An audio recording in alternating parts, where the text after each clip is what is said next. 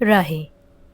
दोस्तों, हाजिर हूँ आपके लिए एक और कहानी लेकर, मदर्स डे स्पेशल। कहानी का नाम जादुई माँ। रात के वक्त सोते सोते जब अचानक किसी बुरे सपने से डरकर गौरी की आंख खुल जाती, तो सपने से ज्यादा भयावह उसे असलियत लगती। रात के उस वक्त आंख खोलने पर जो भी दिखता सब डरावना ही लगता।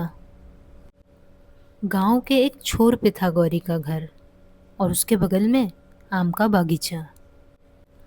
रात में जब आंख खुल जाया करती तो उसकी हिम्मत ना होती कि वो एक नज़र भी बागीचे की ओर देख ले। न जाने क्यों दिन के वक्त जिन पेड़ों की छांव में वो अपने मिट्टी के बर्तन बिखेर घंटों खेला करती, रात में उसे डरावने लगने लगते। कैसी कैसी आकृतियां उभर आती उनकी डालों पर।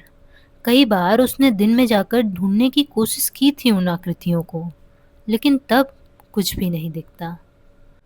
वो सोचती जैसे दिन में बाबा खेतों में काम करने चले जाते हैं, वैसे ही पेड़ों की वो आकृतियां भी कहीं काम पे चली जाती थी और रात में आ जाती उसे डराने। जब भी रात में वो इन पेड़ों पे रहने वाले लोगों से डर जाया करती, तो सोचती बस कैसे भी ये रात बीत जाए और सुबह आ जाए, फिर माँ को बोलकर इन लोगों को पक्का डांट लगवाऊंगी। लेकिन सुबह होती तो वो सब भूल जाती, और सुबह पेड़ों पर कोई दिखता भी तो नहीं था, माँ डांटती भी तो किसे। माँ भले ही दिन में उन लोगों को डांट कर गौरी की मदद ना कर पाती, पर रात में जब गौरी डर जाया करती तो उसे सिर्फ माँ का ही सहारा होता। उसने कभी माँ को जगाया नहीं था, बस दुबक जाती थी उनके सीने में, और माँ चाहे कितनी भी गहरी नींद में क्यों ना होती, उसे अपनी बाहों में भरकर कुछ बुदबुदाने लगती।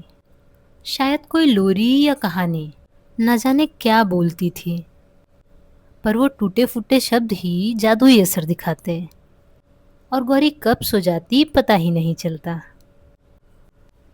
आज करीब 25 साल बाद जब गौरी अपनी बालकनी में खड़ी इस वाक्य को याद कर रही थी, तो उसकी आंखों के किनारे कैसे नम हो गए उसे पता ही नहीं चला।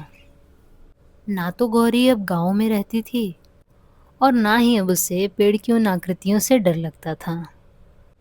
अब तो वो खुद माँ बन चुकी थी, पर माँ की बराबरी जब खुद से करती तो कहीं पीछे छूट जाती। उसे समझ आ रहा था कि वो माँ की बराबरी कभी नहीं कर सकती।